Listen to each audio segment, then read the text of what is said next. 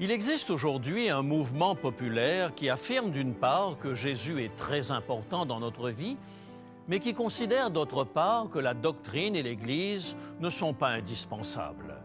J'aime les choses spirituelles, mais je ne veux faire partie d'aucune Église. Baptisez-moi en Jésus-Christ, s'il vous plaît, et cela me suffit. Mais de grâce, pas d'adhésion à un groupe. Pour être tout à fait franc, on peut comprendre une telle attitude dans une société où les relations humaines sont de plus en plus compliquées. L'Église est synonyme de rassemblement de gens de tous bords sous un même toit. Et qui dit gens de tous bords dit forcément problème de cohabitation. Nous avons tous nos préférences, un agenda différent et nos petites manies qui vont de pair avec notre tendance à nous recroqueviller sur nous-mêmes. Lorsque nous regardons les problèmes auxquels sont confrontées les églises organisées et les ravages qui ont été perpétrés au nom de la fraternité chrétienne, est-ce à dire que ce n'était pas le projet de Dieu d'avoir une église ? Devrions-nous nous contenter d'être des cow-boys solitaires, à la manière de Lucky Luke, vivant chacun individuellement son christianisme, plutôt que de faire partie d'une famille religieuse aux liens étroits ?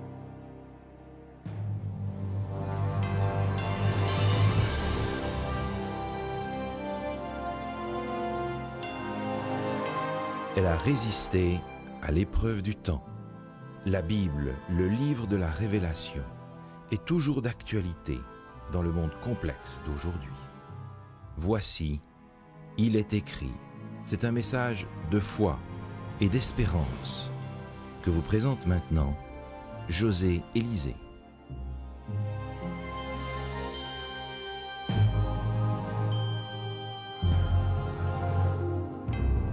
L'un des cerveaux les plus brillants du siècle dernier s'est trouvé aux prises avec la question des églises structurées.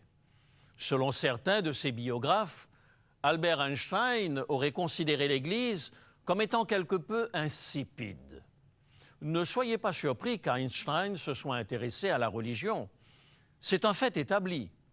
En 1929, une interview parue dans le Saturday Evening Post confirme qu'Einstein répondait volontiers aux questions concernant ses rapports avec le christianisme.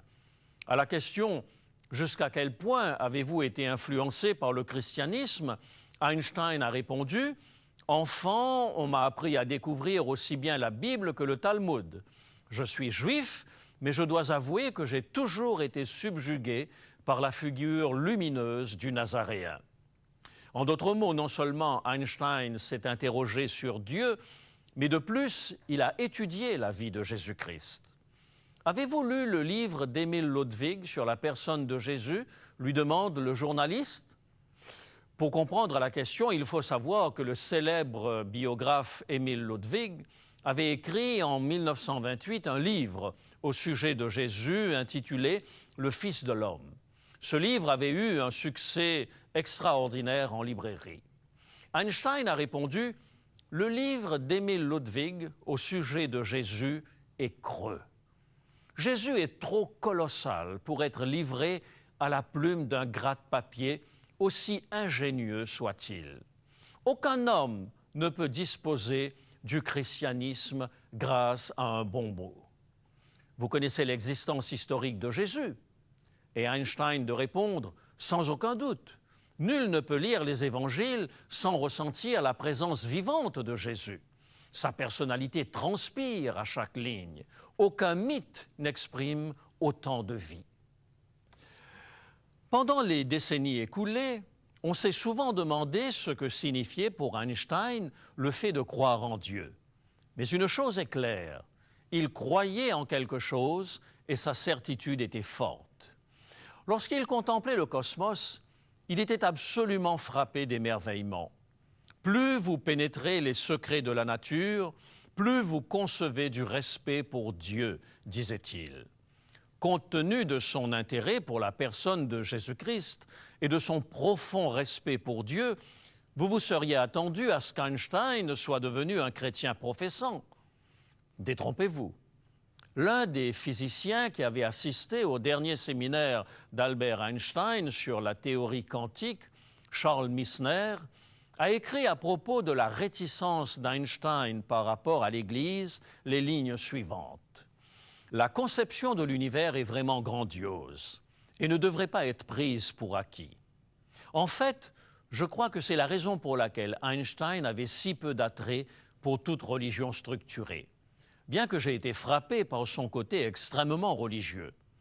Il a dû réfléchir sur ce que disaient les prédicateurs au sujet de Dieu et considérer qu'ils blasphémaient. Il avait vu bien plus de majesté qu'il n'aurait pu imaginer, et à ses yeux, ces derniers parlaient de ce qu'il ne maîtrisait pas. Je suppose qu'il avait le sentiment que les religions qu'il avait connues n'avaient pas le respect approprié pour l'auteur de l'univers. Grosso modo, Einstein rejetait les religions structurées parce que les personnes qu'il avait rencontrées en ces lieux ne ressemblaient pas au Dieu qu'il avait découvert dans la Bible ou à travers son télescope. Un autre brillant penseur qui a rejeté l'idée d'appartenir à une église chrétienne, c'est le Mahatma Gandhi.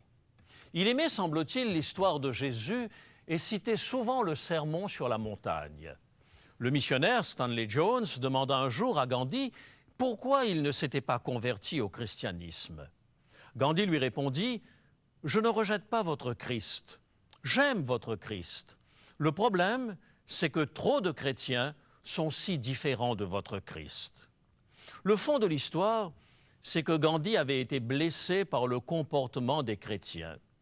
Tandis qu'il étudiait le droit en Afrique du Sud, il s'était mis à lire la Bible et avait décidé un jour d'assister à un service religieux dans une église.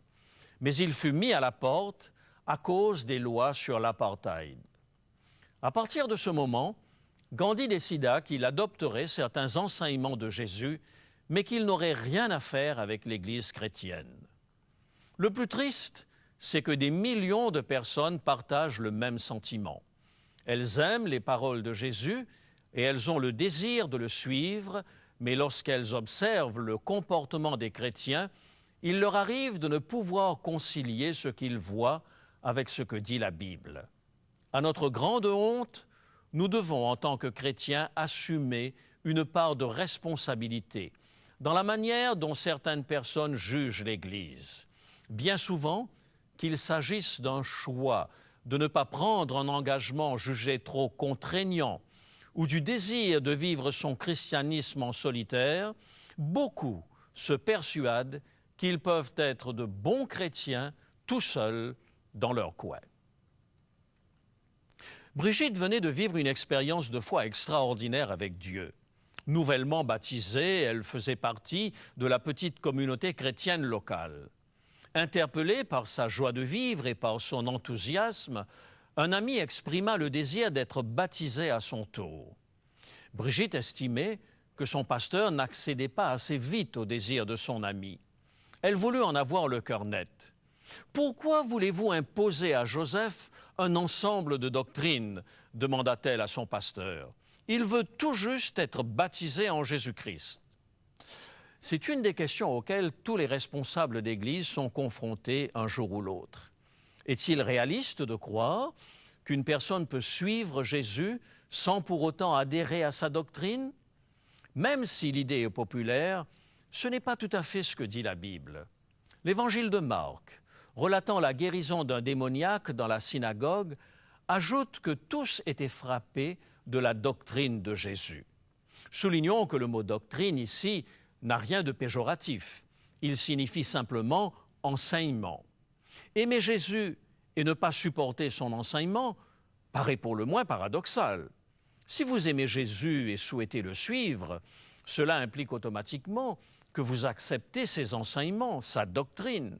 En fait, ceux qui suivent Jésus sont justement appelés ses disciples dans la Bible, parce que ces personnes acceptent d'être enseignées ou disciplinées par Jésus.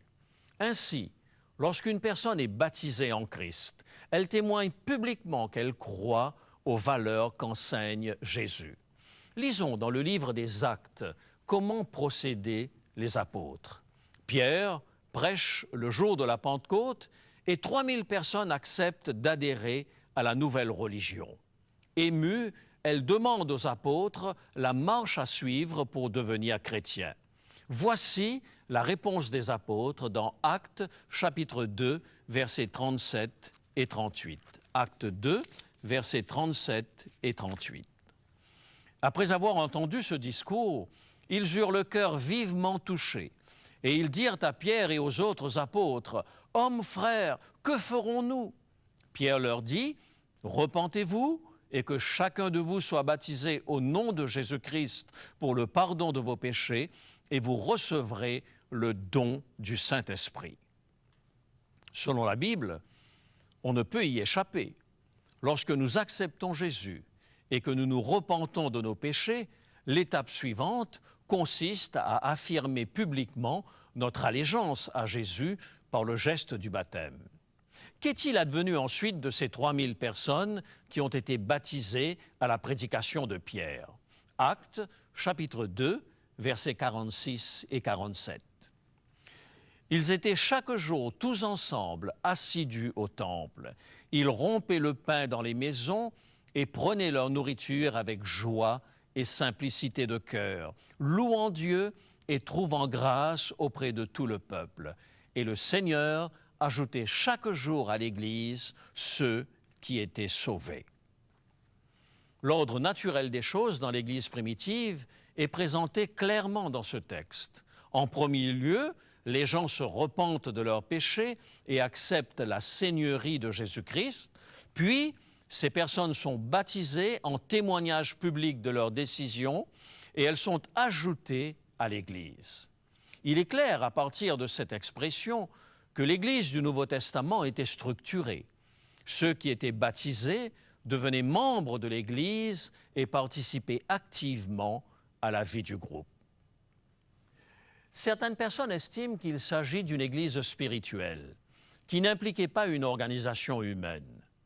S'il m'arrive de regretter personnellement que l'Église se soit engluée dans des traditions et des procédures administratives complexes, force m'est de constater que le Nouveau Testament considère l'organisation de l'Église comme nécessaire. Le livre des Actes nous le confirme au chapitre 6. Les apôtres étaient débordés par la gestion de l'Église en pleine expansion et manquaient de temps pour la prédication. Lorsque le problème devint insurmontable, l'Église choisit 7 diacres dont le rôle consistait à alléger la charge des apôtres. En fait, l'Église procéda à une délégation de responsabilités dans le but d'être plus efficace pour la prédication de l'Évangile. Au chapitre 15 des Actes, nous assistons au premier concile de l'Église chrétienne. C'est un événement bien structuré, avec un président de séance, Jacques, frère de Jésus. Les décisions finales du concile vont faire jurisprudence. L'apôtre Paul, en écrivant à Timothée, énumère les responsabilités des anciens et des diacres et ne laisse aucun doute sur la bonne organisation nécessaire à l'Église. C'est d'ailleurs le même apôtre qui, dans sa première lettre à l'Église de Corinthe, comparera l'Église à un corps dont le Christ est la tête. 1 Corinthiens, chapitre 12, les versets 18 à 21. 1 Corinthiens 12, versets 18 à 21. Maintenant, Dieu a placé chacun des membres dans le corps comme il a voulu. Si tous étaient un seul membre, où serait le corps? Maintenant donc, il y a plusieurs membres et un seul corps. L'œil ne peut pas dire à la main « je n'ai pas besoin de toi », ni la tête dire aux pieds « je n'ai pas besoin de vous ». Dieu a donné à chaque membre du corps du Christ au moins un don spirituel à mettre au service de la communauté, soit le don de sagesse, le don de prier, d'enseigner, de prêcher. Lorsque l'Église prêche la bonne nouvelle de Jésus-Christ au monde, nul n'est appelé à faire cavalier seul, car personne ne maîtrise à lui tout seul l'ensemble des dons spirituels. Je ne connais aucun individu qui soit en mesure de réaliser seul ce mandat. C'est pour cette raison que Jésus a institué l'Église sur terre. Le corps du Christ est appelé à fonctionner en parfaite synchronisation. Lorsque les muscles sont endoloris après un match de soccer acharné, Les jambes ne peuvent pas décider de rester toutes seules à la maison lorsque la tête décide qu'il est nécessaire d'aller au travail le lundi matin. L'image est double, car il existe également dans l'Église des membres dysfonctionnels. Nous avons tous péché et nous sommes privés de la gloire de Dieu. Aussi devons-nous nous attendre à ce qu'il y ait des ratés dans l'Église. Et quelquefois, ces ratés peuvent avoir des conséquences dramatiques. Il suffit pour cela de prendre connaissance des dérives tragiques des sectes. En lisant l'épître de Paul aux Thessaloniciens, j'ai été frappé par l'une de ses prédictions. Paul affirme qu'avant le retour de Jésus, il y aura une apostasie généralisée de l'Église. Or, sans l'existence de règles et de doctrines, il ne peut y avoir d'apostasie. Et lui-même a passé beaucoup de temps à combattre les idées erronées véhiculées dans les églises naissantes. De plus, comment comprendre l'avertissement de Jésus par rapport aux faux prophètes s'il n'existe pas une saine doctrine de référence? Ne soyons pas surpris que l'Église passe parfois par des tempêtes. Jésus lui-même a dit qu'il fallait laisser pousser l'ivraie et le bon grain dans l'Église jusqu'au jour du jugement, c'est-à-dire celui de son retour. Pourtant, malgré ces lacunes, l'Église demeure pour chacun de nous l'espace le plus sûr dans un monde sans repères. Paul nous exhorte à ne pas l'oublier dans son épître aux Hébreux, chapitre 10, versets 24 et 25. Veillons les uns sur les autres pour nous exciter à la charité et aux bonnes œuvres. N'abandonnons pas notre assemblée, comme c'est la coutume de quelques-uns, mais exhortons-nous réciproquement, et cela d'autant plus que vous voyez s'approcher le jour. C'est au contact les uns des autres que nous pouvons exercer notre capacité à fonctionner selon le principe fondamental de l'Église, celui de l'amour. Il y a en chacun de nous un combat permanent entre les valeurs séculières et les valeurs de l'Évangile. L'Église demeure, malgré ses défaites, un lieu où nous pouvons apprendre à fonctionner selon les valeurs difficiles à vivre, dans un monde où l'homme est un loup pour l'homme. Parlant de cette problématique, le sage dit dans Proverbes, chapitre 27 et le verset 17, « Comme le fer aiguise le fer, ainsi un homme excite la colère d'un homme. » Trop de chrétiens sont partis du principe qu'à partir du moment où ils ont rencontré Jésus, leur caractère et leurs habitudes ont changé comme par enchantement. Ils oublient que l'un des rôles de l'Église, c'est justement de nous aider à gérer les relations humaines dans la perspective de l'amour.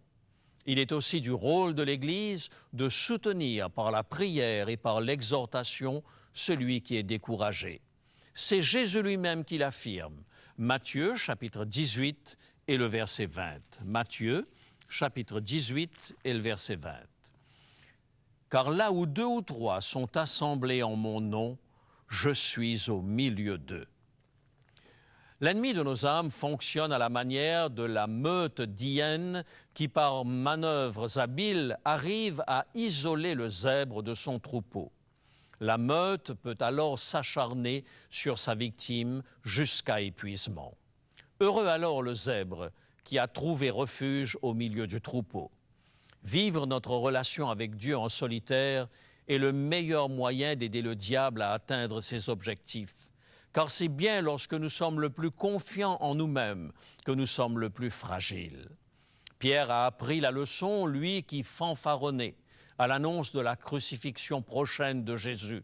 « Lorsque les autres t'abandonneraient, moi je ne t'abandonnerai pas. » Quelques semaines après son triste reniement, nous le retrouvons à la Pentecôte, moins confiant dans ses propres capacités, mais plus fort en Christ. Actes, chapitre 2, et le verset 14. Alors Pierre, se présentant avec les 11, éleva la voix et leur parla en ces termes. « Hommes juifs, et vous tous qui séjournez à Jérusalem, sachez ceci et prêtez l'oreille à mes paroles. Les disciples offrirent un front uni en ce jour de la Pentecôte. Oubliez les disputes pour savoir lequel était le plus grand parmi eux ou le plus courageux. Soumis à l'Esprit Saint, ils agissaient d'un commun accord, dit la Bible. C'est dans l'unité d'action que nous sommes assurés des plus grandes victoires. Un homme aborda un jour le célèbre évangéliste Dwight Moody et lui confia qu'il n'avait nul besoin d'église. Moody ne dit mot, mais se dirigea vers la cheminée. Saisissant un morceau de charbon, il le sortit du feu. Rapidement, le morceau de charbon arrêta de flamber et ne fut plus bientôt qu'un lumignon fumant. Moody n'eut pas à dire un mot pour faire passer son message. Qu'est-ce qui vous a poussé à abandonner votre Église? Avez-vous été blessé par ceux qui se disaient chrétiens? Avez-vous eu peur de vous engager? N'oubliez pas que Jésus ne revient pas pour un ensemble disparate de gens. Il revient pour chercher son épouse, l'Église. Aussi imparfaite qu'elle puisse être, l'Église est toujours l'épouse de Christ. Pourquoi refuseriez-vous de faire partie de la famille que Jésus a instituée et qu'il aime? Quelle que soit la famille spirituelle dans laquelle vous avez été élevé, je vous invite à refaire un cheminement spirituel. De toute façon, l'instinct grégaire de l'être humain vous poussera naturellement à recréer d'une manière ou d'une autre une famille, que ce soit celle des collectionneurs de timbres-poste ou des chasseurs de caribous.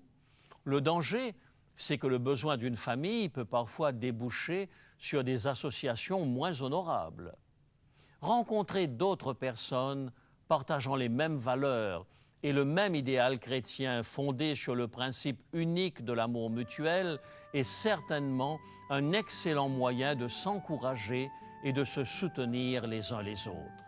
Vous en tirerez très certainement d'innombrables bénédictions.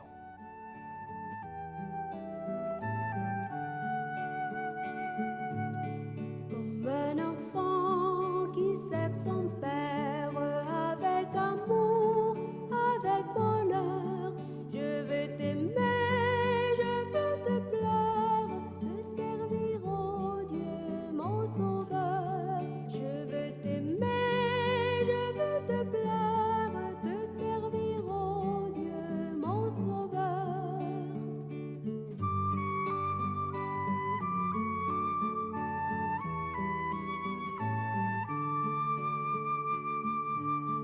Comme un enfant, je veux sans crainte te livrer mon cœur à toujours, accomplir ta volonté sainte, compter sur ton divin secours, accomplir ta volonté sainte, compter sur ton divin secours.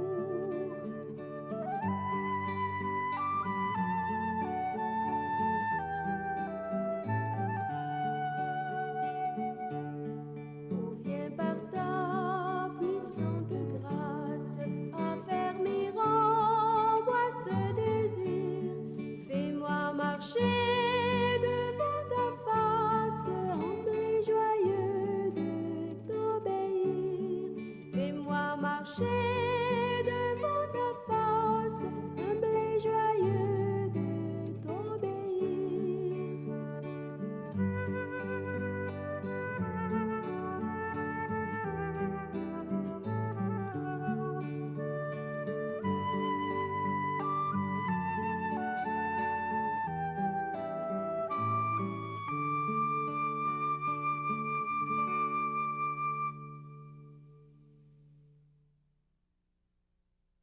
Vous désirez nous rencontrer? Rien de plus facile. Le Centre Il est écrit de Montréal vous ouvre ses portes chaque samedi matin à 10h pour un service de culte et chaque dimanche matin à 10h30 pour une étude de la Bible. Le Centre Il est écrit est situé au 4505 boulevard Rosemont, juste en face du Jardin botanique. Pour connaître nos autres lieux de rencontre au Québec et dans les provinces voisines, composez le 1-866-729-3515. À bientôt. Bonjour à tous. Pour prolonger la réflexion de José Élysée aujourd'hui, l'équipe d'Il est écrit a préparé pour vous un petit livret de sa collection intitulé « La recherche de la véritable Église ». Ce petit livre, que nous vous offrons pour seulement 3 $, vous aidera très certainement à trouver la famille spirituelle que vous recherchez, une famille dans laquelle vous trouverez votre véritable place. Mais avant de vous en dire un petit peu plus et de vous dire comment obtenir ce livret, j'aimerais me tourner vers mon ami Jean-Guy. Bonjour Jean-Guy. Bonjour. Tu es avec nous aujourd'hui parce que tu aimerais nous parler un petit peu de la manière dont on peut rentrer en contact avec Il est écrit, soutenir le programme, le faire connaître aussi. Je suis souvent en relation avec les auditeurs et souvent les gens nous disent on ne peut pas aller à l'église parce qu'il n'y en a pas autour d'où nous demeurons. Puis souvent on ne peut pas se déplacer pour toutes sortes de raisons. Puis leur famille, ça devient un peu le programme Il est écrit. Et moi, je connais quelqu'un qui aime tellement ce programme-là qu'il amène avec lui sa télévision pour être sûr de ne pas manquer le programme. Alors, il faut certainement que ce soit bon. Et je pense que la plupart reconnaîtront qui est cet homme. Tu fais allusion à ce petit prospectus publicitaire qui présente donc l'émission avec José. L'émission, il est écrit. C'est sûr qu'on ne demande pas souvent des dons, mais les gens réalisent aussi que les émissions, c'est pas gratuit. Et on apprécie tellement quand les gens démontrent leur appréciation, pas seulement par des prières aussi, mais quand ils nous font des dons, soit en devenant partenaire à 10 $ par mois, à 20 $ selon leur Comment est-ce qu'on possibilité. peut devenir partenaire d'Il est écrit? Alors, bien sûr, les gens peuvent toujours le faire par écrit ou en téléphonant ou quand ils demandent des petits prospectus, par exemple, on leur remet une enveloppe comme ça et ils ont toutes les possibilités de pouvoir le faire de différentes manières. Ils peuvent mettre dedans à la fois, par exemple, le paiement d'un livre et éventuellement une contribution pour soutenir le programme. Et d'autres le font aussi par le site Internet aussi ou par PayPal. Donc, on peut rappeler le site Internet, donc c'est ilétécrit.tv. Là aussi, on peut devenir partenaire d'Il est écrit. Bien sûr. Donc, si vous souhaitez soutenir le programme Il est écrit, si vous voulez nous encourager, eh bien merci à l'avance. Vous pouvez vous rendre sur Internet. Vous pouvez aussi nous téléphoner, nous envoyer vos dons, votre soutien. Et pour aujourd'hui, si vous avez aimé l'émission et si vous voulez prolonger la réflexion, je vous rappelle notre offre du jour. Le petit livre intitulé « La recherche de la véritable Église » pour seulement 3 $. Voici maintenant comment vous pouvez vous le procurer. Pour demander l'offre du jour, composez maintenant le 514-729-3515 pour Montréal ou le 1-866-729-3515 si vous êtes de l'extérieur de Montréal. Mentionnez bien le titre de l'offre du jour ainsi que vos noms, adresses et numéros de téléphone en parlant lentement. Vous pouvez également nous écrire à Il est écrit, case postale 99, succursale Rosemont, Montréal, Québec, H1X 3B6. Mes amis, il est temps de nous quitter maintenant. Mais d'ici la semaine prochaine, souvenez-vous, il est écrit « L'homme ne vivra pas de pain seulement, mais de toute parole qui sort de la bouche de Dieu ».